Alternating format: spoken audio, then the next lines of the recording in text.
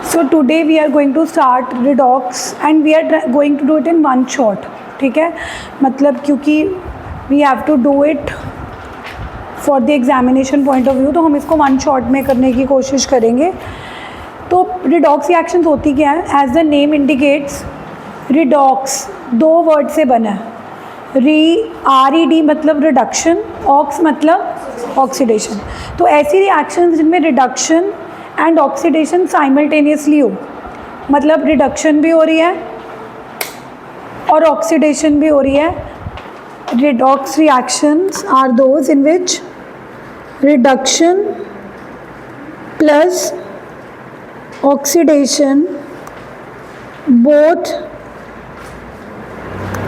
takes place simultaneously.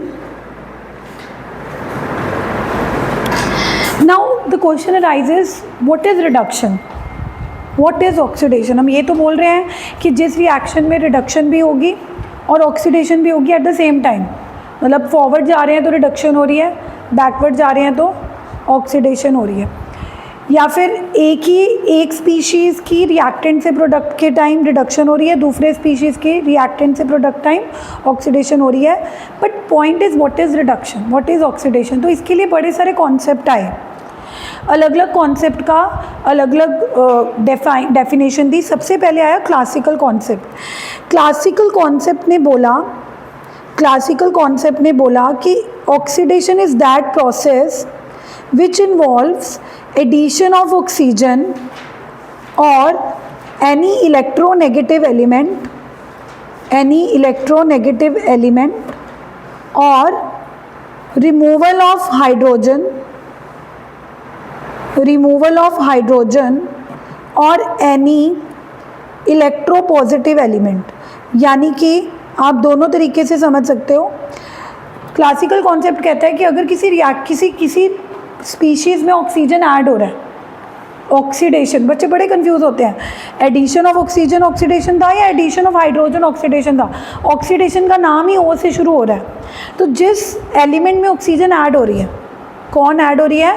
Oxygen. वो oxidation है. या हाइड्रोजन रिमूव हो रही हो, या तो ऑक्सीजन ऐड हो रही हो या हाइड्रोजन रिमूव हो रही हो. I will give you one example. जैसे example Mg plus O2, MgO. तो इसमें साफ साफ पता लग रहा है कि Mg में ऑक्सीजन ऐड हो रही है. तो Mg की क्या हो रही है? Oxy, because addition of oxygen is oxidation. लेकिन अगर मैं आपको बोलूँ H2S plus O2 gives H2O plus sulphur. अब अगर मैं देखूँ H2S में से H2S किस में कन्वर्ट हो रहा है? सल्फ़र में. तो अगर H2S सल्फ़र में कन्वर्ट हो रहा है तो मतलब H2S में से हाइड्रोजन क्या हुई है? रिमूव. हाइड्रोजन क्या हुई है? तो ये भी ऑक्सीडेशन है. तो उन्होंने बोला कि oxidation is not just the addition of oxygen, it is also the removal of hydrogen. तो ये आप उसको दोनों तरीके से ही मतलब स्टडी करो. फिर साइंटिस्ट ने कहा कि ज़रूरी नहीं है कि ऑक्सीजन ही ऐड हो. जैसे मान लो Mg में Cl2 ऐड हो रही है, Mg में Cl2 ऐड हो रही है, तो Cl2 is like oxygen because Cl2 भी इलेक्ट्रोनेगेटिव एलिमेंट है. तो साइंटिस्ट ने डेफिनेशन को ब्रॉड कर दिया, क्योंकि उन्होंने कहा कि हर बार ज़रूरी नहीं ऑक्सीजन ही ऐड होगा, कभी कभी कुछ और एलिमेंट्स भी ऐड होंगे. तो हम उसको क्या डिफ़ाइन करेंगे? तो उन्होंने कहा कि अगर ऑक्सीजन जैसा ही कोई और इलेक्ट्रोनेगेटिव एलिमेंट है, क्योंकि ऑक्सीजन भी इलेक्ट्रोनेगेटिव एलिमेंट होता है, हेलोजन्स भी क्या होते हैं? फ्लोरीन, क्लोरीन, ब्रोमीन, आयोडीन, ये भी क्या होते हैं? इलेक्ट्रोनेगेटिव. तो उन्होंने बोला कि अपनी डेफिनेशन को वो मत रखो, इसको ब्रॉड कर लो कि ऑक्सीजन ऐड हो रही हो वो भी ऑक्सीडेशन है, इलेक्ट्रोनेगेटिव एलिमेंट ऐड हो रहा हो वो भी क्या है? ऑक्सीडेशन. सिमिलरली अगर हाइड्रोजन रिमूव हो रही है तो वो भी ऑक्सीडेशन है, और हाइड्रोजन जैसा कोई इलेक्ट्रो पॉजिटिव एलिमेंट रिमूव हो रहा है तो वो भी ऑक्सीडेशन है. रिडक्शन इसका बिल्कुल उलट. ऑक्सीडेशन में ऑक्सीजन ऐड होनी चाहिए, हाइड्रोजन क्या होनी चाहिए? रिमूव. रिडक्शन में उल्टा है. Reduction is defined as a process in which hydrogen adds और रिमूवल ऑफ ऑक्सीजन. मतलब बिल्कुल उल्टा कर दो. ऑक्सीडेशन हम तब मानते हैं जब ऑक्सीजन ऐड हो रही हो या हाइड्रोजन रिमूव हो रही हो।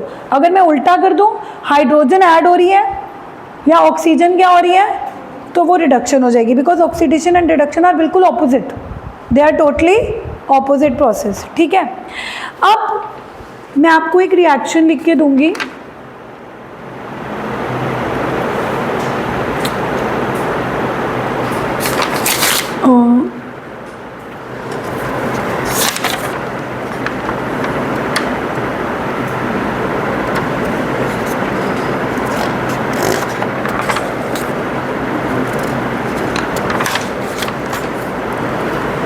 H2S plus 2FeCl3 gives 2FeCl2 plus 2HCl plus sulphur.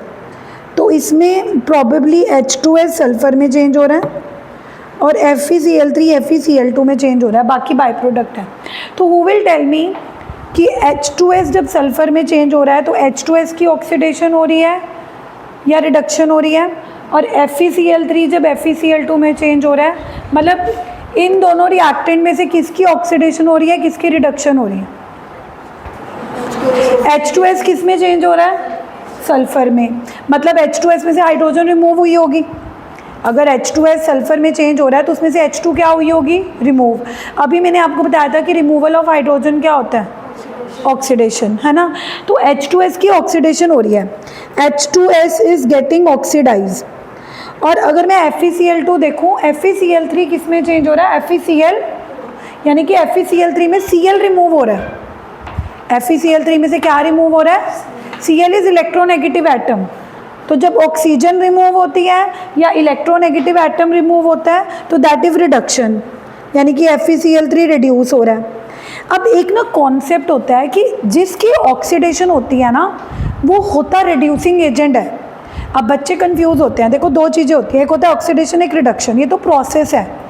एक होता है what is oxidising agent and what is reducing agent. तो साइंटिस्ट ने कहा कि जो सब्सटेंस ऑक्सीडाइज हो रहा होगा वो दूसरे को तो रिड्यूस कर रहा होगा ना, क्योंकि देखो ऑक्सीडेशन क्या है? Addition of oxygen.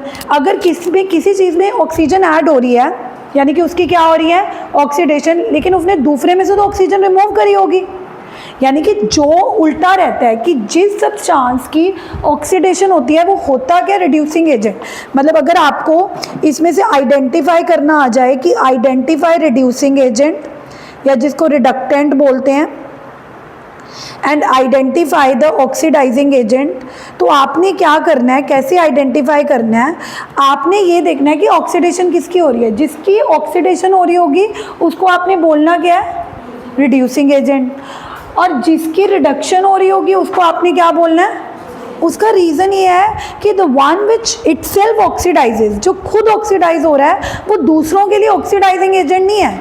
अगर वो खुद ऑक्सीडाइज हो रहा है मतलब वो दूसरे में से ऑक्सीजन रिमूव कर रहा है, तो वो दूसरे की तो रिडक्शन कर रहा है ना। और जिसकी खुद की रिडक्शन हो रही है, यानी कि reduction is removal of oxygen, तो अगर वो उसकी खुद में से ऑक्सीजन रिमूव हो रही है वो दूसरों को तो ऐड करवा रहा है। तो ऐसे ही मैं आपको बता रही हूँ कि अगर आपको कल को आ जाए, क्योंकि आपको एक रिएक्शन दे दी जाएगी और बोला जाएगा कि इसमें से आइडेंटिफाई करो कौन सा रिड्यूसिंग एजेंट है, कौन सा ऑक्सीडाइजिंग एजेंट है, तो आपको ये पता करना आना चाहिए कि किसकी ऑक्सीडेशन हो रही है और किसकी रिडक्शन हो रही है। जिसकी ऑक्सीडेशन हो रही होगी उसको रिड्यूसिंग एजेंट बोल देना, और जिसकी रिडक्शन हो रही होगी उसको ऑक्सीडाइजिंग एजेंट। अब ये तो था क्लासिकल कॉन्सेप्ट। क्लासिकल कॉन्सेप्ट के हिसाब से द सब्सटेंस जिसमें ऑक्सीजन ऐड होती है या कोई भी इलेक्ट्रोनेगेटिव एलिमेंट ऐड होता है वो ऑक्सीडेशन होती है, या हाइड्रोजन की टर्म्स में हाइड्रोजन रिमूव होनी चाहिए। और इसका अगर बिल्कुल ऑपोजिट हो रहा है, मतलब ऑक्सीजन रिमूव हो रही है और हाइड्रोजन ऐड हो रही है, तो वो रिडक्शन होगी। तो अब दूसरा कॉन्सेप्ट आया इलेक्ट्रॉनिक कंसेप्ट। अब इलेक्ट्रॉनिक कंसेप्ट साइंटिस्ट ने कहा कि ज़रूरी तो नहीं है ना कि हर रिएक्शन में ऑक्सीजन ही ऐड हो, कई ऐसी रिएक्शन भी होती हैं जिनमें ऑक्सीजन का कोई लेना देना ही नहीं होता। जैसे Na+Cl क्या बनाता है? NaCl। तो अब हम इसमें किसकी ऑक्सीडेशन हो रही है, किसकी रिडक्शन हो रही है? तो इसके लिए दूसरा कॉन्सेप्ट आया इलेक्ट्रॉनिक कंसेप्ट। इलेक्ट्रॉनिक कॉन्सेप्ट कहता है कि ज़रूरी नहीं है कि ऑक्सीडेशन होने के लिए ऑक्सीजन ऐड होनी चाहिए। इलेक्ट्रॉनिक कॉन्सेप्ट ने ऑक्सीडेशन को इलेक्ट्रॉन्स की टर्म में डिफाइन किया, लॉस ऑफ इलेक्ट्रॉन। जैसे Na जो होता है, जब NaCl बनाता है तो वो Na पॉजिटिव बनाता है, यानी कि पहले वो इलेक्ट्रॉन लूज करता है। तो according to the electronic concept, any process which involve the loss of electron, any process which involve the loss of electron if defined as oxidation। जैसे अगर मैं आपको बोलूँ कि NaCl बनने के दौरान Na इलेक्ट्रॉन लूज करता है, यानी कि Na पॉजिटिव में कन्वर्ट होता है, तो जाहिर सी बात है कि Na क्या करता है, इलेक्ट्रॉन लूज। तो अगर मैं आपसे पूछूँ कि इसमें Na की क्या हो रही है, तो आप बोलोगे ऑक्सीडेशन। इसके लिए ना मैं बच्चों को एक वो भी शॉर्ट बताती हूँ, लियो एक सन साइन होती है, बट लियो से आप याद कर सकते हो कि loss of electron is oxidation.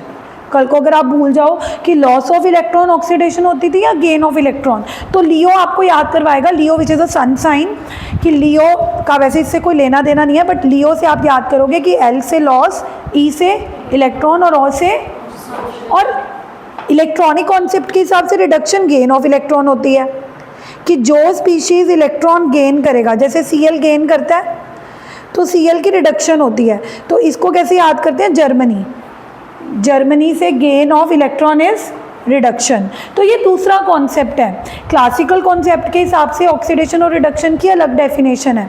Electronic concept कहता है कि ज़रूरी नहीं है कि हर बार ऑक्सीजन ऐड हो रही होगी और हर बार ऑक्सीजन रिमूव हो रही होगी।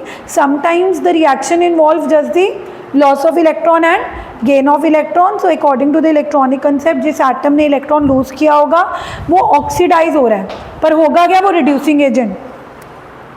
जिसकी ऑक्सीडेशन होती है वो होता क्या है, और जिसकी रिडक्शन होती है वो होता क्या है, वो चीज़ तो परमानेंट है।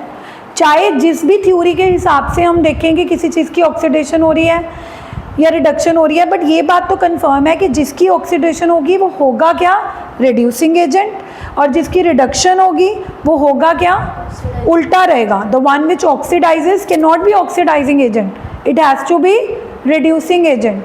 और जो रिड्यूस हो रहा होगा, पंचिका फ़ोन मत यूज़ करो, जो रिड्यूस हो रहा होगा वो होगा क्या, ऑक्सीडाइजिंग।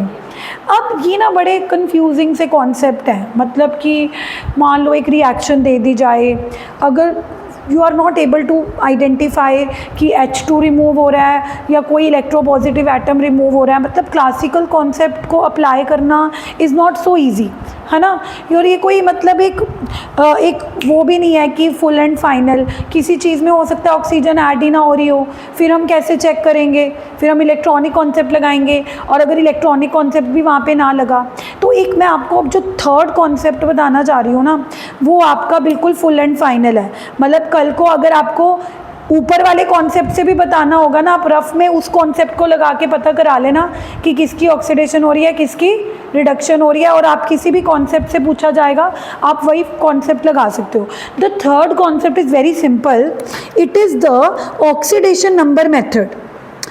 ऑक्सीडेशन नंबर मेथड क्या कहता है, आपको कुछ नहीं देखना कि ऑक्सीजन ऐड हो रही है या इलेक्ट्रॉन लूज़ हो रहे हैं ना, आपको इलेक्ट्रॉनिक कॉन्सेप्ट लगाना है ना, आपको क्लासिकल कॉन्सेप्ट लगाना है, बस इसमें आपको सीखना है ऑक्सीडेशन नंबर निकालना। जैसे मैं आपको एक रिएक्शन दूंगी, आपने उस रिएक्शन में जितने भी एटम्स होंगे या जितने भी उसमें स्पीशीज़ इन्वॉल्व होंगे, सबका ऑक्सीडेशन नंबर निकाल लेना है, रिएक्टेंट्स का भी निकाल लेना है और प्रोडक्ट का भी निकाल लेना है।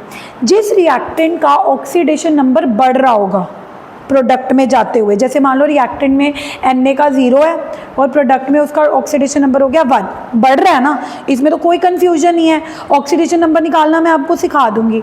जिस एटम का ऑक्सीडेशन नंबर बढ़ रहा होगा उसकी 100% ऑक्सीडेशन हो रही है। Increase in oxidation number means उस एटम की क्या हो रही है, फिर आपको कुछ नहीं देखना कि हाइड्रोजन रिमूव हो रहा है, ऑक्सीजन, वो ऑटोमेटिकली आंसर सही आएगा। और जिस एटम की ऑक्सीडेशन नंबर क्या हो रही होगी, डिक्रीज, उसकी क्या हो रही है, रिडक्शन। तो वेरी इजी मेथड है oxidation number method. It says that increase in oxidation number if defined as oxidation, increase in oxidation number if defined as oxidation and decrease in oxidation number if defined as reduction। Simple सी बात है, वो कहता है कि आपको एक reaction दी हुई है, उसमें सारे एटम का ऑक्सीडेशन नंबर निकाल के लिख लेना। जिस एटम की ऑक्सीडेशन नंबर आपको बढ़ती हुई नज़र आ रही होगी उसको बोलना कि उसकी ऑक्सीडेशन हो रही है। आपको मैं करके दिखाती हूँ। अब सबसे पहले तो आपको एक रिएक्शन दी होगी, जैसे Zn plus HCl gives ZnCl2 plus H2। अब मैंने बोला कि आप ऑक्सीडेशन नंबर निकालो। अब सबसे पहले तो मैं आपको ऑक्सीडेशन नंबर निकालने सिखाती हूँ, मतलब ऑक्सीडेशन नंबर मेथड अप्लाई करने से पहले टॉपिक आता है कि ऑक्सीडेशन नंबर निकालने सिखाना और बच्चों को प्रैक्टिस करवाना, but because of the shortage of time मैं आपको इसी रिएक्शन में ऑक्सीडेशन नंबर निकालने सिखा देती हूँ, तो आपको ऑटोमेटिकली आ जाएंगे। अगर कोई एटम अकेला है, जैसे Zn है या H2 मॉलिक्यूल की फॉर्म में एग्जिस्ट करता है, बट वो भी अकेला ही है ना, हाइड्रोजन ही है। जितने भी एटम्स कंबाइंड फॉर्म में नहीं है उनका ऑक्सीडेशन नंबर 0 लेना है, उनका ऑक्सीडेशन नंबर क्या लेना है। और जब आप ऑक्सीडेशन नंबर निकालोगे आप उसके हेड के ऊपर लिखते हो। जब आप ऑक्सीडेशन नंबर निकालोगे किसी भी रिएक्शन में, जैसे Zn का निकाला है तो Zn के हेड के ऊपर आपने 0 लिखना है। तो rule number 1 is that whenever you are trying to find out the oxidation number, rule number 1 कहता है कि जो एटम्स इंडिविजुअल होते हैं, कंबाइंड स्टेट में नहीं होते हैं, मतलब H2 को आप कंबाइंड स्टेट में नहीं बोल सकते, वो तो खुद ही अपने एटम के साथ ही कंबाइन हो रहा है, मतलब मॉलिक्यूल की फॉर्म में। H2 यानी कि जितने भी एलिमेंट्स होते हैं, क्या होते हैं, एलिमेंट्स, चाहे वो मोनोएटॉमिक फॉर्म में हो लाइक Zn या डायटॉमिक फॉर्म में हो लाइक O2 Cl2, इन सब का ऑक्सीडेशन नंबर क्या लेना होता है, 0। क्या लेना होता है। अब जो कंबाइंड स्टेट में होंगे, कंबाइंड स्टेट में होंगे ना, तो अगर हाइड्रोजन है, हाइड्रोजन का हमेशा +1 लेना है, हाइड्रोजन का हमेशा क्या लेना है, ऑलवेज, क्योंकि हाइड्रोजन इज़ अ यूनिवेलेंट, इसकी वैलेंसी 1 होती है, तो इसका निकालने का ज़रूर। जितने हेलोजन्स होते हैं, fluorine, chlorine, bromine and they always are 1 electron less, 17th group, तो वो 1 इलेक्ट्रॉन गेन करते हैं। तो जो ये वाले एटम्स हैं इनका तो आपको याद होना चाहिए कि H अगर कंबाइंड फॉर्म में है तो उसका +1 लेना है, H का क्या लेना है, और हेलोजन है Cl, उसका -1 लेना है। अगर एटम अकेला है H2 Cl2 O2 तो उनका क्या लेना है, 0। अब जैसे अगली, अब प्रोडक्ट में आ जाओ Zn Cl2। अब Zn Cl2 में Cl का तो पता है -1 लेना है, अब Zn का थोड़ा पता है, बाकी सारे एलिमेंट्स का थोड़ा पता है, तो हम कुछ कुछ एलिमेंट्स का याद करके जाएंगे। जैसे H का +1 लेना होता है, हेलोजन्स का -1 लेना होता है, ऑक्सीजन का -2, ऑक्सीजन का क्या लेना होता है, ठीक है। अब जैसे Zn Cl2 में Cl का तो पता लग गया, Cl का कितना लेना है। अब Zn का कैसे निकालना है, देखो जिस एटम का नहीं पता उसका x मान लो, उसका क्या मान लो। अब Zn का मुझे नहीं पता तो मैंने Zn का x मान लिया। Zn कितने Cl से जुड़ा हुआ है, 2, तो 2। Cl का कितना होता है वो तो आपको पता ही है, -1 इज इक्वल टू, क्या Zn Cl2 के ऊपर आपको कोई ओवरऑल चार्ज गिवन है। जिस Zn Cl2 में जब आप Zn का ऑक्सीडेशन नंबर निकाल रहे हो, ओवरऑल Zn Cl2 न्यूट्रल है, तो यानी कि इसका ओवरऑल चार्ज कितना लेना है। तो यहाँ से x की वैल्यू आ गई 0 + 2, तो यानी कि यहाँ पे Zn का +2 हो गया। I again repeat, Zn Cl2 में Cl का तो हमें पता था -1 है, क्योंकि हेलोजन्स का तो क्या होता है, फिक्स, हेलोजन्स का क्या होता है। अब Zn Cl2 में जो Zn स्पीशीज़ आ गई है, जो Zn एटम आ गया, उसका ऑक्सीडेशन नंबर हमें निकालना पड़ेगा। जिसका हमें निकालना पड़ता है उसका हमने x अज्यूम करना होता है। क्या अज्यूम करना होता है, x। फिर हमने देखा कि Zn जिसका हमने x अज्यूम कर रहे हैं वो कितने और एटम्स के साथ कंबाइन है, तो फॉर्मूले को देख के पता लग रहा है कि ये कितने Cl से कंबाइन है, 2, तो हमने +2 कर दिया। Cl का हमें पता ही है कि कितना लेना होता है, -1 is equal to overall charge हमने क्या लिया, बाई वी हैव टेकन 0, क्योंकि Zn Cl2 में जिसमें हम Zn की निकालने की कोशिश कर रहे हैं that is a neutral species. अगर मान लो आपके पास Zn Cl2 -1 होता, Cl का नहीं, अगर Zn Cl2 का ओवरऑल चार्ज -1 होता फिर हम इक्वल टू -1 करते। अगर Zn Cl2 के ऊपर ओवरऑल चार्ज +1 दिया होता तो इक्वल टू +1 करते, but because Zn Cl2 neutral था तो हमने 0 करा। Cl का -1 था बट Cl 2 थे, तो -2 उधर जाके +2 हो गया, तो x की वैल्यू +2 आ गई। इधर H2 का कितना लेंगे, 0, क्योंकि मैंने बताया कि जो, अब आपने सारे एटम्स का ऑक्सीडेशन नंबर निकाल के देख लिया। अब आप मुझे देख के बता सकते हो कि किसका बढ़ रहा है। क्लियरली दिख रहा है कि जब मैं यहाँ पे Zn पे थी तो Zn का कितना था, और जब मैंने यहाँ पे Zn का निकाला तो कितना आया, +2। तो जाहिर सी बात है कि Zn का इंक्रीज कर रहा है, Zn का increase in oxidation number that also by 2। तो जाहिर सी बात है कि Zn की ऑक्सीडेशन हो रही है, क्योंकि मैंने आपको बताया था कि जिस एटम या जिस स्पीशीज़ का ऑक्सीडेशन नंबर बढ़ रहा होगा उसकी क्या हो रही होगी, बिल्कुल सिंपल, हमने नहीं देखा Zn लूज़ कर रहा है, हमने नहीं देखा कि Zn में ऑक्सीजन ऐड हो रही है या इलेक्ट्रोनेगेटिव एलिमेंट Cl2 ऐड हो रहा है। हमने सिंपल फॉर्मूला लगाया, सारे एटम का ऑक्सीडेशन नंबर निकाल लिया and the moment we saw कि Zn का बढ़ रहा है, क्योंकि रिएक्टेंट साइड Zn का 0 था और प्रोडक्ट साइड Zn का कितना हो गया +2। सिंपल, Zn का बढ़ रहा है and increase in oxidation number is oxy.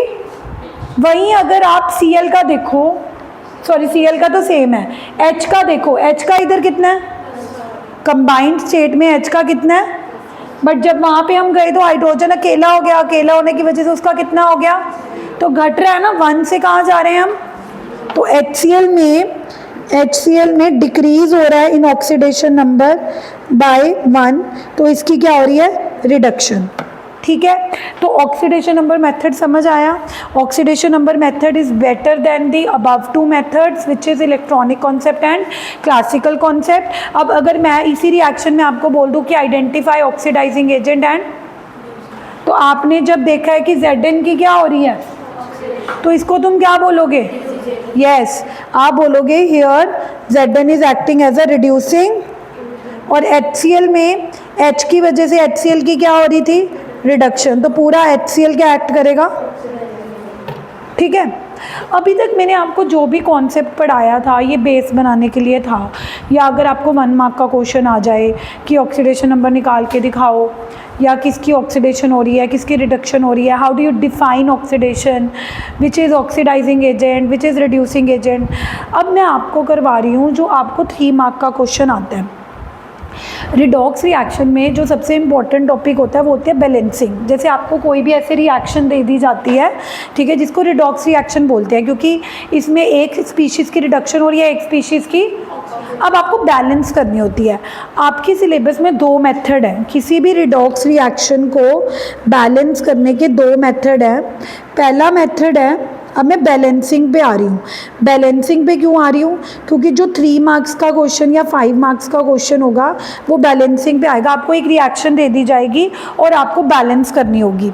अब बैलेंस करने के लिए आपको मेथड स्पेसिफाई होगा कि या तो कहेंगे कि ऑक्सीडेशन नंबर मेथड से बैलेंस करो, ठीक है, या हाफ इक्वेशन मेथड से बैलेंस करो। Half equation method is also known as ion electron method. तभी मैंने कहा था ना कि 1 दिन का काम है, मतलब वैसे चैप्टर 1 दिन का काम नहीं है, ऑब्वियसली आप जब प्रैक्टिस करके धीरे धीरे करते हो तो इट टेक्स अ वीक। लेकिन अगर मेरे को आपको बस वही 3 मार्क्स का क्वेश्चन प्रिपेयर करवाना है जो एग्ज़ाम में आना है, तो आई विल सजेस्ट यू कि आप ये दोनों मेथड से बैलेंसिंग करनी सीख लो। अगर ऑक्सीडेशन नंबर मेथड से आएगा तो कैसे बैलेंसिंग करनी है, और अगर आयन इलेक्ट्रॉन मेथड से आएगा तो कैसे बैलेंसिंग करनी है। अगर मेंशन नहीं होगा तो देन चॉइस इज़ योर्स, चाहे आप ऑक्सीडेशन नंबर मेथड से बैलेंस कर दो, चाहे आप नीचे वाले मेथड से बैलेंस कर दो। हैं, हिट एंड ट्रायल नहीं लगा सकते। हिट एंड ट्रायल अगर लगाओगे तो हिट एंड ट्रायल से बैलेंस होगी भी नहीं, क्योंकि जब हम हिट एंड ट्रायल मेथड लगाते हैं उसमें हम सिर्फ एटम्स बैलेंस करने की कोशिश करते हैं, इसमें हम पूरे चार्जेस बैलेंस करेंगे, आप देखना। ठीक है, मैं पहले आपको ऑक्सीडेशन नंबर मेथड से बैलेंस करना सिखाती हूँ। Balance the following redox reaction, मतलब आपको कोई भी एक रिडॉक्स रिएक्शन दी होगी, पहले मैं आपको ऑक्सीडेशन नंबर मेथड जो कि इजी मेथड है, प्रॉबेबली ये बच्चों को इजी लगता है, और आयन इलेक्ट्रॉन मेथड या हाफ इक्वेशन मेथड थोड़ा टफ लगता है और इसके आने के चांसेस ज़्यादा होंगे, बट हमने दोनों ही करने हैं बिकॉज वी डोंट नो कि कौन सा एग्ज़ाम में आ जाए। तो पहला मेथड जिससे मैं आपको बैलेंस करना सिखा रही हूँ वो है ऑक्सीडेशन नंबर मेथड।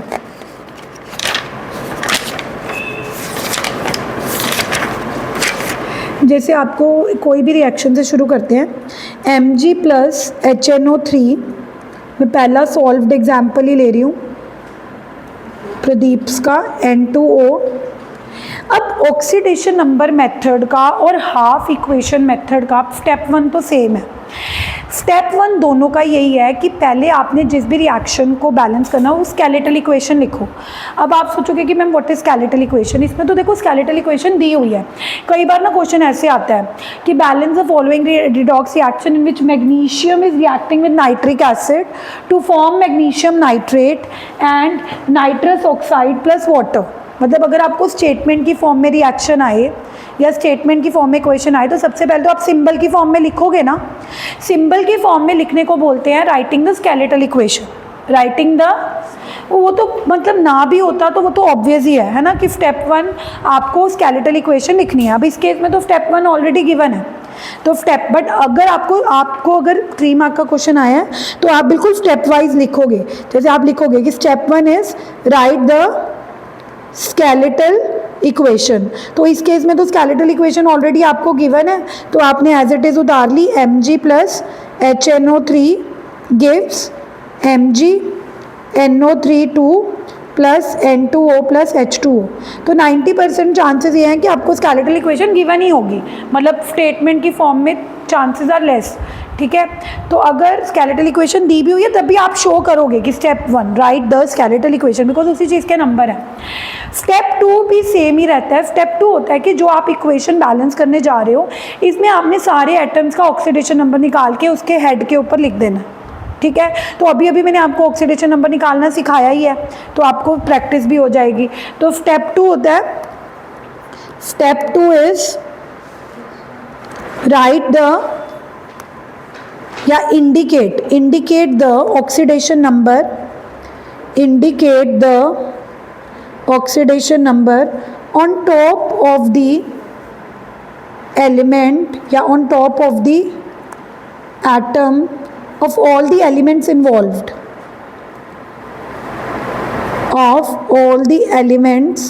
involved, मतलब इस रिएक्शन में आपको जितने भी एटम्स गिवन हैं उन सब एटम्स का ऑक्सीडेशन नंबर उनके ऊपर लिख दो।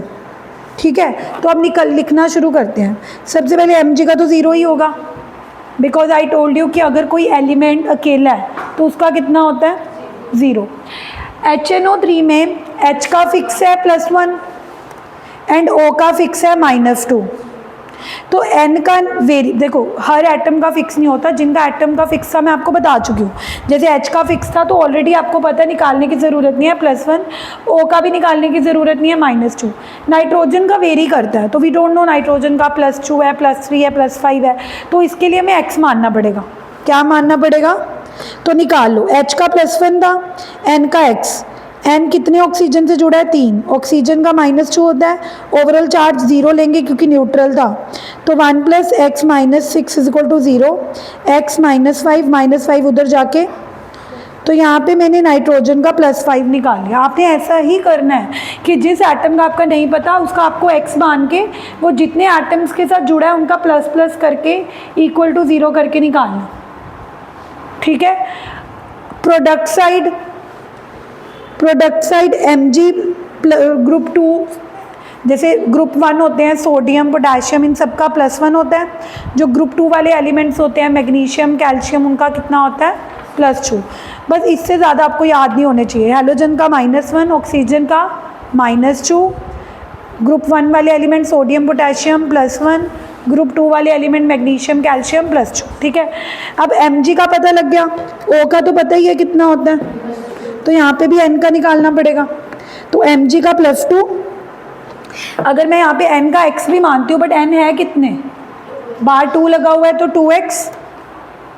ऑक्सीजन कितने हैं, 3 × 2 = 6, ऑक्सीजन का -2 होता है = ओवरऑल चार्ज 0, तो यहाँ से हमारे पास -12 + 2 -10 +10, तो 5 ही आ गया।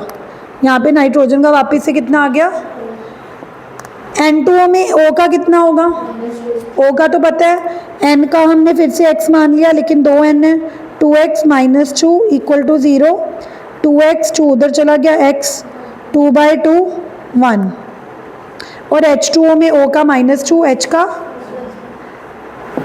स्टेप 2 समझ आ गया। स्टेप 2 है कि जिस रिएक्शन को आप बैलेंस करने की कोशिश कर रहे हो उस रिएक्शन में जितने भी एटम्स इन्वॉल्व हैं, रिएक्टेंट साइड और प्रोडक्ट साइड, उनका ऑक्सीडेशन नंबर उनके हेड के ऊपर लिख दो। हेड के ऊपर लिखते वक्त जिन एटम्स का हमें ऑलरेडी पता है, जिनका 0 लेना है, जिनका +1 लेना है, जिनका -2 लेना है, वो ऊपर लिख दो। जिनका नहीं पता जैसे नाइट्रोजन, उनका X मान लो। क्या मान लो? ठीक है, अब स्टेप 3 देखो। स्टेप 3 कहता है कि अब आप ऑक्सीडेशन नंबर लिख चुके हो तो आइडेंटिफाई करो कि किसका इंक्रीज़ हो रहा है, किसका डिक्रीज़ हो रहा है। आइडेंटिफाई द एटम जिसका इंक्रीज हो रहा है और डिक्रीज हो रहा है, और फिर उस इंक्रीज और डिक्रीज को बराबर करने की कोशिश करो। मतलब अगर आपको लग रहा है कि इंक्रीज 2 से हो रहा है बट डिक्रीज किससे हो रहा है, तो जिसका डिक्रीज 1 से हो रहा है उस एटम्स को 2 से मल्टीप्लाई कर देना। मैं अभी आपको दिखाती हूँ। स्टेप 3 कहता है कि identify the increase and decrease in oxidation number and try to equate the total decrease with total increase. मतलब अगर आपको लग रहा है कि इंक्रीज और डिक्रीज बराबर नहीं हो रहे तो उनको बराबर करने की कोशिश करो। अब देखना, जैसे मैं वापस से रिएक्शन लिख रही हूँ, Mg plus HNO3 gives MgNO32 plus N2O plus H2O। तो इसमें मैं ऑलरेडी ऑक्सीडेशन नंबर जो निकाल चुकी हूँ वो उतार रही हूँ। N का +5, यहाँ पे भी N का +5, यहाँ पे N का +1। जिनका सेम ही रहता है जैसे ऑक्सीजन और हाइड्रोजन, उनका लिखने की ज़रूरत नहीं है। अब मुझे कौन बताएगा कि किसका इंक्रीज़ कर रहा है किसका डिक्रीज़? मैग्नीशियम का साफ पता लग रहा है कि मैग्नीशियम जहाँ पे अकेला था तो यहाँ पे कितना था 0, यहाँ पे इसका कितना हो गया +2। तो आइडेंटिफाई हमने कर लिया कि Mg का increase in oxidation number by 2, decrease किसका कर रहा है?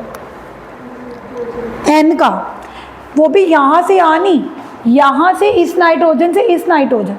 इस नाइट्रोजन का कितना है 5, इसका कितना है, कितना डिक्रीज हो रहा है 5 - 1 रॉन्ग। अब यहाँ बच्चे गलती करते हैं। क्यों गलती करते हैं? जब तुम Mg का देख रहे थे तो तुमने देखा कि Mg का यहाँ पे 0 है, यहाँ पे 2 है, तो कितना बड़ा 2। बट गाइस यहाँ पर Mg थे कितने 1, और इधर Mg कितने थे, तो तुमने टोटल। अब वहाँ पे नाइट्रोजन में क्या गड़बड़ हो रही है कि जब तुम इस नाइट्रोजन का देख रहे हो +5, वो तो कितने नाइट्रोजन है 1, और जब तुम इधर वाले नाइट्रोजन का देख रहे हो तो वो कितने नाइट्रोजन है, तो ये गलत हो गया ना। तो ध्यान देने वाली बात ये होती है कि जिस एटम का तुम देख रहे हो वो एटम दोनों साइड बराबर होने चाहिए, क्योंकि हमें टोटल इंक्रीज देखना है। क्या देखना है? यहाँ पे जो तुमने डिक्रीज निकाला है 5 से 1 4, वो पर एटम है, वो डिक्रीज बाय 4 पर एटम आया है। पर क्वेश्चन कहता है टोटल। अब टोटल तुम कहोगे कि मैम इधर भी तो पर एटम था, बट इधर थे भी तो दोनों बराबर, इधर भी 1 Mg था, इधर भी क्या था 1 Mg, तो इधर 2 पर एटम है और यही टोटल इंक्रीज है। लेकिन ऊपर हमें 4 को 2 से मल्टीप्लाई करना पड़ेगा। क्यों 2 से करना पड़ेगा? क्योंकि इधर n कितने हैं, बट तुम कहोगे कि मैम इधर तो 1 है, तो पहले तो इधर ही 2 लगाओ, पहले तो इस HNO3 के आगे 2 लगाओ। इस HNO3 के आगे मैंने क्यों 2 लगाया? क्योंकि उधर n कितने थे, उधर n कितने थे, तो इधर n कितने हैं 1, तो पहले तो हमने n बराबर करे, है ना। फिर हमने देखा कि जब हम n से n जा रहे हैं डिक्रीज 5 से 1 हो रहा है, 4 हो रहा है, गलत नहीं है, बट दैट इज पर एटम। बट हमें टोटल देखना होता है, तो टोटल डिक्रीज कितना हुआ 4 × 2 8। जिस बच्चे ने यहाँ पे 2 से मल्टीप्लाई नहीं किया और जिस बच्चे ने देखा कि डिक्रीज 5 से 1 4 हो रहा है और आगे इसको भी 4 बनाने के लिए 2 से मल्टीप्लाई कर लिया, सारा क्वेश्चन गलत हो जाएगा। जिस बच्चे को टोटल डिक्रीज या टोटल इंक्रीज देखना नहीं आया वो ये आगे रिडॉक्स रिएक्शन बैलेंस कर ही नहीं सकता, ठीक है। अब मुझे बताओ कि अब नाइट्रोजन का कितना डिक्रीज हो रहा है टोटल 8, इंक्रीज कितना हो रहा है। अब वो कहते हैं total decrease should be equal to total, कि डिक्रीज और इंक्रीज बराबर होने चाहिए। डिक्रीज 8 से हो रहा है, इंक्रीज किससे हो रहा है, तो 2 को 8 कैसे बनाऊं, मल्टीप्लाई बाय, तो जिसका इंक्रीज 2 से हो रहा है तो उन एटम्स को भी करना पड़ेगा। अगर आप कर रहे हो कि 4 से मल्टीप्लाई, तो किसको 4 से मल्टीप्लाई करोगे, Mg को भी, इधर भी और इधर भी। अब हमारा स्टेप 3 कंप्लीट हुआ है। दोबारा देखो, स्टेप 3 में पहले हमने देखा था कि किसका इंक्रीज हो रहा है किसका डिक्रीज। इंक्रीज तो बड़ा इजीली पता लग रहा था कि Mg का 0 है, दूसरी साइड +2 है, तो हमने देख के ही बता दिया कि इंक्रीज बाय 2 हो रहा है। बट वो हमारा टोटल ही था। टोटल क्यों था, पर एटम भी था, टोटल भी था, क्योंकि उधर भी 1 Mg था, उधर भी 1 Mg था, तो बड़ा 2 से पर एटम भी, पर एटम 1 एटम है, टोटल भी तो वही है, टोटल इसलिए वही है क्योंकि है ही 1 जब हमने नाइट्रोजन का देखा तो लेफ्ट हैंड साइड नाइट्रोजन का +5 था, right hand side side nitrogen का +1 था, तो नो डाउट डिक्रीज 5 से 1 4 से हो रहा था। बट हमने देखा कि वहाँ पे नाइट्रोजन 2 है, वहाँ पे नाइट्रोजन क्या है 1, तो पहले तो दोनों नाइट्रोजन बराबर होने चाहिए। तो हमने लेफ्ट हैंड साइड HNO3 के आगे 2 लगा दिया, और उसको टोटल डिक्रीज बनाने के लिए 2 से मल्टीप्लाई करा, तो डिक्रीज 4 से नहीं हो रहा, 4 × 2 किससे हो रहा है 8 से। फिर स्टेप 3 कहता है कि total increase should be equal to total decrease, तो इंक्रीज डिक्रीज 8 से हो रहा है, इंक्रीज किससे हो रहा है, तो 2 को 8 बनाने का एक ही तरीका है कि उसको किससे मल्टीप्लाई करोगे, ठीक है। तो हमने जिसका इंक्रीज हो रहा था उसको 4 से मल्टीप्लाई कर दिया दोनों साइड, ठीक है। स्टेप 4, अब पता लग रहा है हिट एंड ट्रायल क्यों नहीं लगा सकते। हिट एंड ट्रायल में तो हम एटम्स ही बैलेंस करते हैं,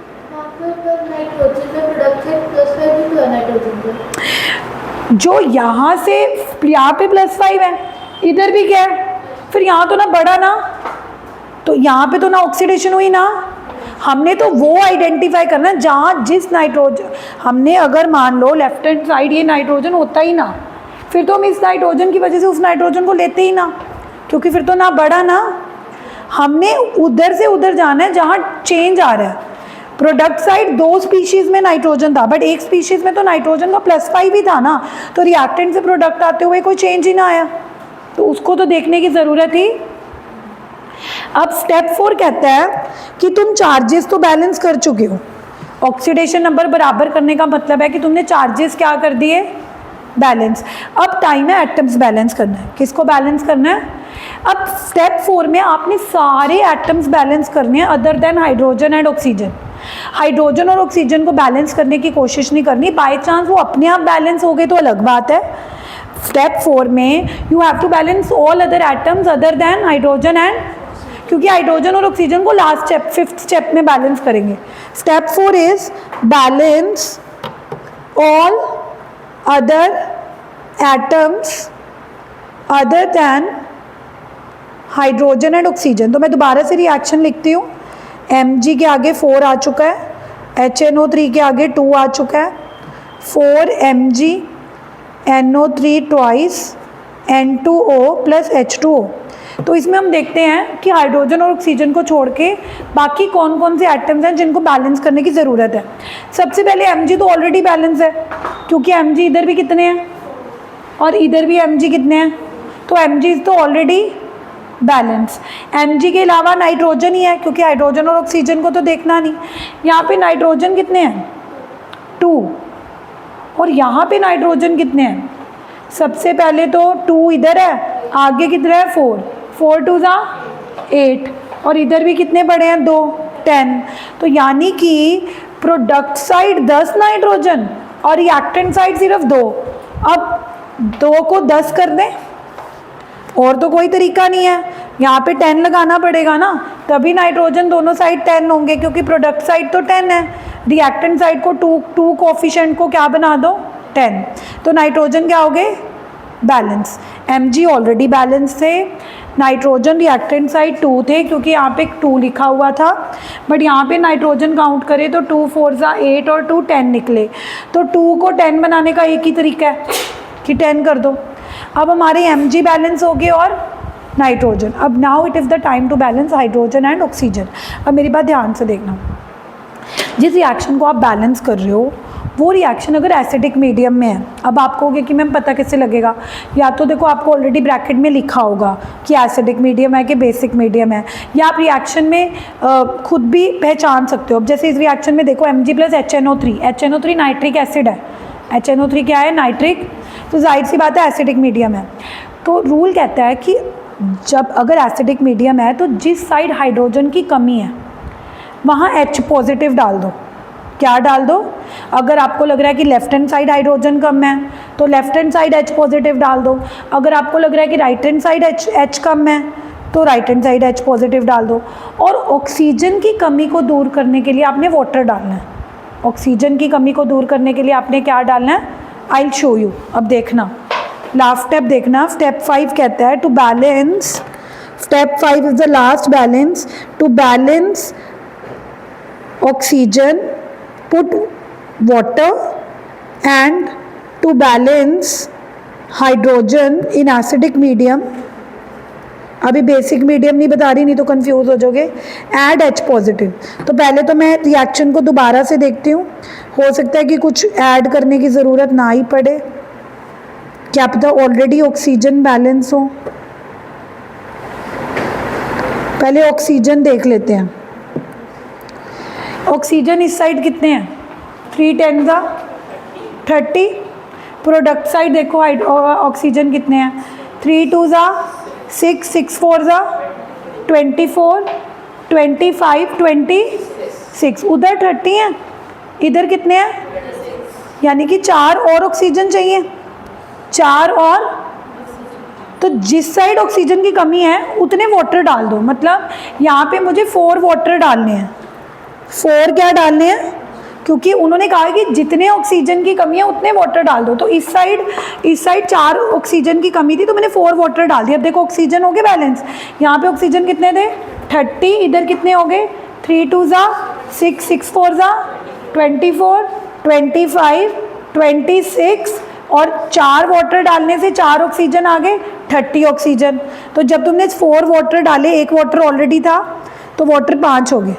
वाटर कितने हो गए, पर 4 वाटर डालने से हमारे 4 ऑक्सीजन की कमी पूरी होगी, क्योंकि 1 वाटर 1 ऑक्सीजन देता है। 1 वाटर कितने ऑक्सीजन देता है, 1 H2O डालोगे तो 1 ऑक्सीजन ऑटोमेटिकली आ जाएगा। तो 4 ऑक्सीजन चाहिए, तो तुमने 4 वाटर डाल दिए। अब तुम्हारे दिमाग में आ रहा होगा कि मैम वाटर डाल रहे हैं तो वाटर H2O से H भी तो आ रहे हैं, H तो हमने देखनी है, H की बैलेंसिंग तो अभी हमने करनी है। तो ये मत टेंशन लेना कि मैम डालने तो O थे, आप तो H2O डाल रहे हो, क्योंकि रूल यही है कि अगर ऑक्सीजन की कमी है, 4 ऑक्सीजन की कमी है, 4 वाटर डाल दो। क्या डाल दो, 4। अब उसकी वजह से वाटर डालने से H भी आएंगे, वो बाद में देखेंगे। अब H देखते हैं, H लास्ट, H बैलेंस करते हैं। यहाँ पे H कितने हैं,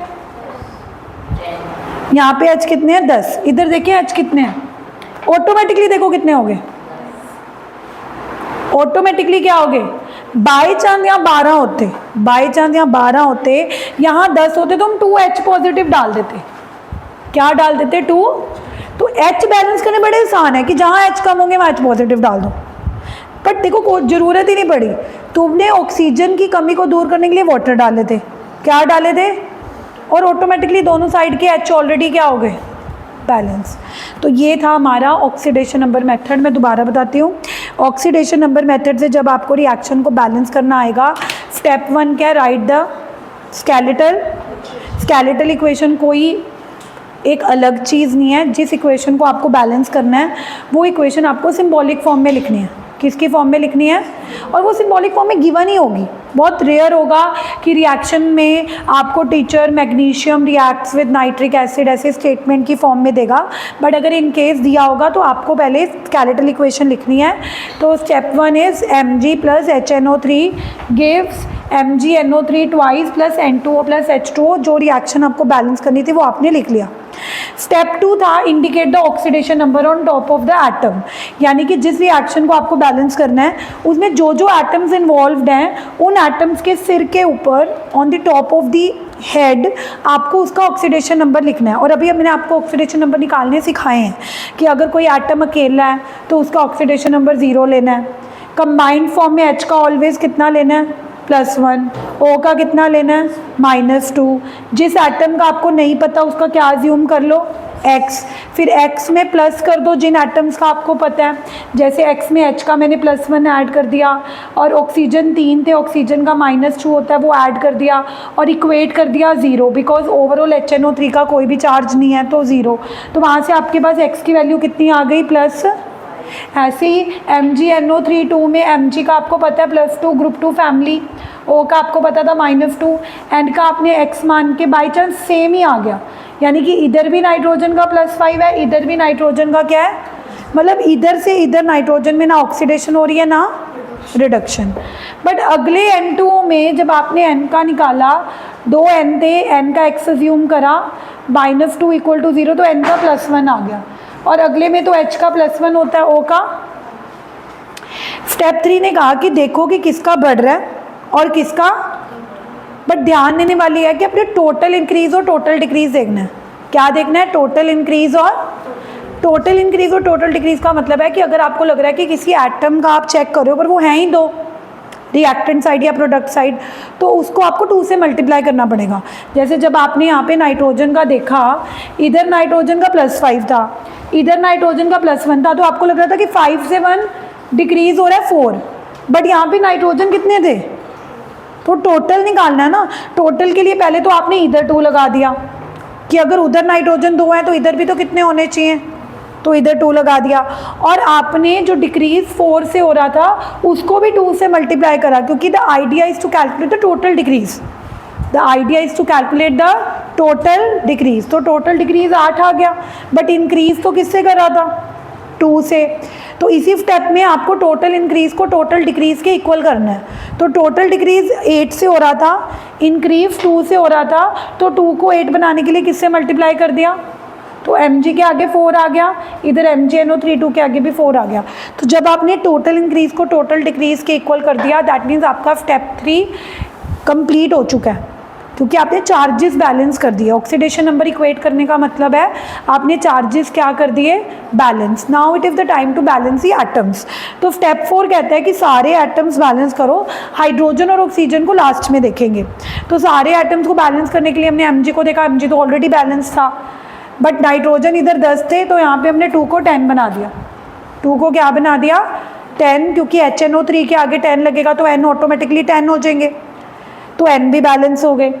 लास्ट स्टेप था ऑक्सीजन और हाइड्रोजन को बैलेंस करना। ऑक्सीजन को तो बैलेंस करने के लिए वाटर डालना है। क्या डालना है, जिस साइड आपको लग रहा है कि वाटर ऑक्सीजन कम है, 4 ऑक्सीजन कम है 4H2O डाल दो, 5 ऑक्सीजन कम है 5H2O डाल दो। ये मत सोचो कि मेरे को ऑक्सीजन बैलेंस करने है, मैं वाटर डालूंगा तो वाटर से तो H भी आ जाएंगे, वो अपने आप हम बाद में देखेंगे। अगर H2O की एडिशन से ऑक्सीजन के साथ H भी आ रहे हैं, वो हम बाद में देखेंगे, हो सकता है देखने की ज़रूरत ही ना पड़े। जैसे इस केस में हुआ, आपने 4H2O डाले तो प्रोडक्ट साइड 5H2 हो गए, बट उससे H ऑलरेडी बैलेंस हो गए, क्योंकि यहाँ पे H कितने हो गए 10, और वहाँ पे H ऑलरेडी थे कितने, तो H तो ऑलरेडी दोनों साइड क्या हो गए, बैलेंस। बट ये भी हो सकता था कि दोनों साइड H ना होते बैलेंस, तो प्रॉब्लम ही कोई नहीं, जिस साइड H कम होते वहाँ H पॉजिटिव डाल देते। क्या डाल देते, क्योंकि एसिडिक मीडियम में जहाँ पर H की कमी होती है we just add H positive. समझ आया ये मेथड। तो आज आप एक काम करना, अब हमारा एक ही मेथड रह गया विच इज हाफ इक्वेशन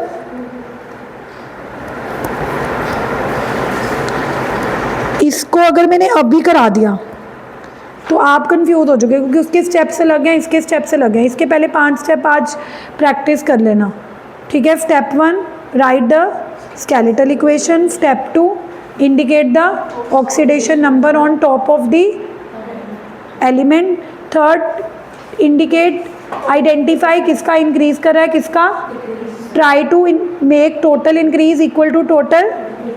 जब वो हो जाएगा स्टेप 4 में बैलेंस ऑल अदर। अब यहाँ तुम हिट एंड ट्रायल ही कर रहे हो। अब देख, जब तूने देखा कि यहाँ पे नाइट्रोजन 10 से यहाँ 2 था, तो तुमने यहाँ पे 10 कर दिया, हिट एंड ट्रायल तो लग ही रहा है। बट ये है कि 4th स्टेप में आके हिट एंड ट्रायल ही है ये भी। वहाँ Mg वहाँ नाइट्रोजन 10 है, यहाँ 2 है, तो 2 को 10 बना दो। तो यहाँ तो हम हिट एंड ट्रायल ही कर रहे हैं। जब स्टेप 4 में बाकी सारे भी एटम बैलेंस हो गए, तो स्टेप 5 में हमने क्या करना है, ऑक्सीजन और हाइड्रोजन को बैलेंस करना है। ऑक्सीजन बैलेंस करने के लिए जहाँ पे ऑक्सीजन की कमी है वहाँ पे उतने वाटर डाल दो जितने ऑक्सीजन कम है। 2 ऑक्सीजन कम है तो 2H2O डाल दो, 4 ऑक्सीजन कम है तो 4H2O डाल दो। बाई चांस हाइड्रोजन मिसमैच होते हैं तो एसिडिक मीडियम है, जहाँ पे हाइड्रोजन कम होंगे वहाँ क्या डाल देंगे, H पॉजिटिव। अब अगर बेसिक मीडियम होता वो सुन लो, आयन इलेक्ट्रॉन मेथड नहीं करा रही, बट स्टेप 5 में क्या चेंज आएगा। अगर हमने बैलेंसिंग करनी है बट मीडियम बेसिक है, अब ऑक्सीजन की कमी को पूरा करने के लिए तो वाटर ही डालेंगे, यानी कि ये रूल तो सेम है, चाहे एसिडिक मीडियम हो चाहे बेसिक मीडियम हो। तो जिस साइड ऑक्सीजन की कमी है वहाँ पे H2O डालने हैं। क्या डालने हैं, और कितने H2O डालने हैं, जितनी ऑक्सीजन की कमी है। अगर आपको लग रहा है 2 ऑक्सीजन की कमी है, ऐड 2H2O। अगर आपको लग रहा है 4 ऑक्सीजन की कमी है, ऐड 4H2O। ऑक्सीजन का रूल तो सेम है, हाइड्रोजन का रूल चेंज हो जाएगा। क्यों, एसिडिक मीडियम में तो जहाँ हाइड्रोजन की कमी थी वहाँ हम H पॉजिटिव डाल सकते थे, लेकिन बेसिक मीडियम में H पॉजिटिव थोड़ा होते हैं। बेसिक मीडियम में तो क्या होते हैं, OH नेगेटिव। अब रूल कहता है कि एच की कमी को पूरा करने के लिए बेसिक मीडियम में एच की अगर डेफिशिएंसी तो आपने जिस साइड एच की कमी है ना, जैसे मान लो लेफ्ट हैंड साइड कमी है 4 एच की, तो आपने वहाँ पर भी 4 वाटर डालने हैं। अब H पॉजिटिव तो डाल, अब आप कहोगे कि मैम अब ध्यान से देखना, मान लो ऑक्सीजन का तो हो गया, अब H की बात सुनो, तुम्हारी रिएक्टेंट साइड 4H की कमी थी। अब एसिडिक मीडियम होता फिर तो हम 4H पॉजिटिव डाल देते, एसिडिक मीडियम है नहीं, तो हमने क्या डाला 4H2O। अब ध्यान से सुनो, तो कमी कितने H की थी, तुमने 4 वाटर डाल दिए तो H तो तुमने 8 डाल दिए, तुमने कितने H डाल दिए, 4 H की कमी थी, 4 वाटर डालने से एक तो तुमने H डबल कर दिए, साथ में तुम O भी तो डाल रहे हो, साथ में तुमने क्या डाल दिए। तो वो कहते कि तुम क्या करो, जिस साइड H की कमी है ना, जितने H की कमी है उतने वाटर डालो, मत सोचो कि 4 H की कमी है तुम 4 वाटर डाल रहे हो तो तुम तो 8 H डाल रहे हो। क्या करो कंपनसेट करने के लिए, जिस साइड H की कमी है उस साइड 4H2O डालो और उसकी दूसरी साइड यानी कि प्रोडक्ट साइड 4OH नेगेटिव डाल दो। ऑटोमेटिकली जो एक्स्ट्रा H थे, जैसे तुमने 4 H की जगह 8 H डाले तो 4 H फालतू तुमने दूसरी साइड डाल दिए, और ऑक्सीजन भी जो तुम फालतू डाल रहे हो वो भी कंपनसेट हो गए। समझ आ रही है मेरी बात, कि बेसिक मीडियम में ऑक्सीजन की कमी को पूरा करने के लिए तो वाटर ही डालना है, हाइड्रोजन की कमी को पूरा करने के लिए भी क्या डालना है, बट जिस साइड हाइड्रोजन की कमी है उधर जितने वाटर डालोगे उतने ही ऑपोजिट साइड क्या डालने हैं, OH नेगेटिव। तो ऑटोमेटिकली जो तुम एक्स्ट्रा H और एक्स्ट्रा O डाल रहे होगे वो ऑटोमेटिकली कंपनसेट हो जाएंगे। क्या हो जाएंगे, समझ आया। तो आज ना मैं आपको ये दे रही हूँ क्वेश्चन, ये वाले देखो, सारे तो हो नहीं पाएंगे, एक एसिडिक मीडियम वाला करके देख लेना, एक मैं लिख ही देती हूँ, ये वाले करके देख लेना। Balance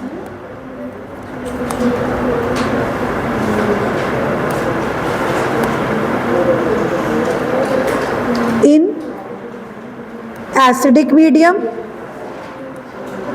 bye oxidation number method.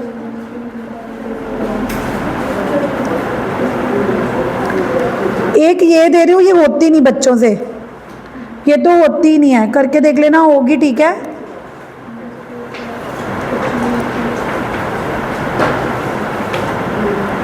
ये तो लास्ट टाइम बच्चों से हुई नहीं थी, तभी दूसरी दे रही हूँ।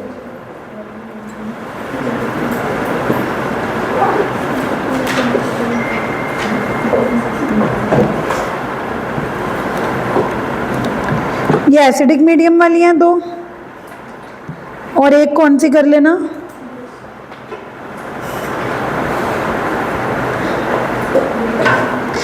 एसिडिक और बेसिक मीडियम के पहले 4 स्टेप तो क्या है, सेम।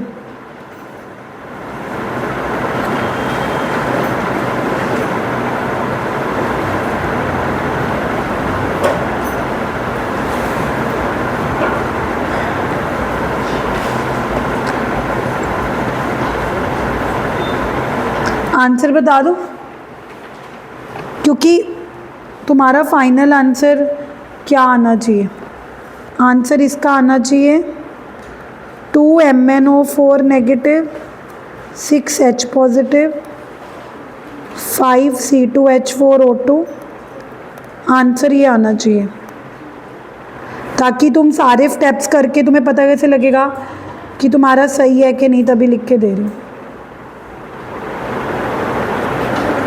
और इसका आंसर आना चाहिए H2S प्लस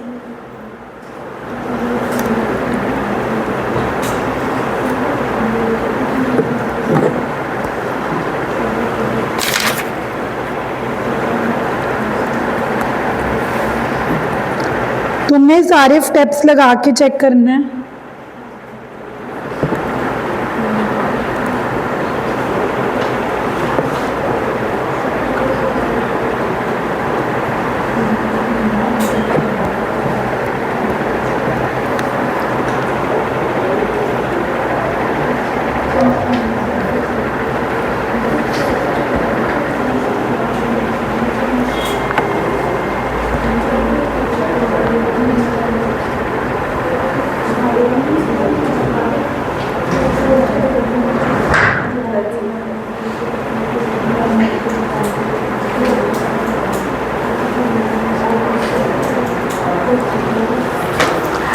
2 रिएक्शन मैंने एसिडिक मीडियम की दिए हैं, 2 मैंने किसकी दिए हैं। अगर तुमसे ये हो गई तो कल मैं हाफ इक्वेशन मेथड करा दूंगी। हाँ तो एक सही में बंद करना।